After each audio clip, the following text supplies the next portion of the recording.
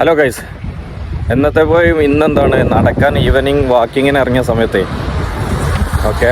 പിന്നെ ഒരു കാഴ്ച കണ്ടു, ആകാശ കാഴ്ച. അപ്പോൾ അതൊന്ന് കണ്ടു നോക്കി. ഒരുപാട് ഫ്ലൈറ്റുകൾ പാസ് ചെയ്തുകൊണ്ടിരിക്കുന്നുണ്ട്, 5 മിനിറ്റിലും ഫ്ലൈറ്റുകൾ പാസ് ചെയ്തുകൊണ്ടേ ഇരിക്കുന്നുണ്ട്. ആ ഒരു സമയത്ത് എയർ ഇന്ത്യ എക്സ്പ്രസ് ഒന്ന് കണ്ടപ്പം ഒന്ന് ക്യാമറയിലൊന്ന് പകർത്തി എന്നുള്ളൂ.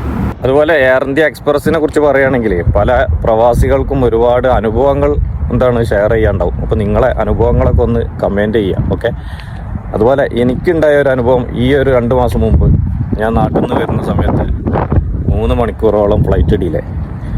പല സമയങ്ങളിലും സർവീസ് വരെ റദ്ദാക്കിയിട്ടുണ്ട്. അങ്ങനെയൊക്കെ അനുഭവങ്ങൾ പല പ്രവാസികളും ഫേസ് ചെയ്തിട്ടുണ്ടാവും.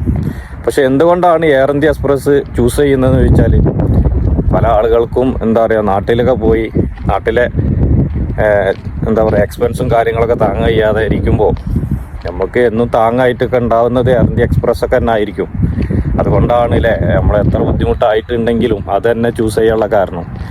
പക്ഷേ അഹമ്മദാബാദിൽ ഇങ്ങനെ ഒരു ഇൻസിഡൻറ്റ് സംഭവിച്ചെന്ന് നമ്മൾ നെട്ടലോടെയാണ് പ്രവാസി സമൂഹങ്ങളും നാട്ടിലെ ജനങ്ങളും ലോകമൊക്കെ നോക്കിക്കാണുന്നത്.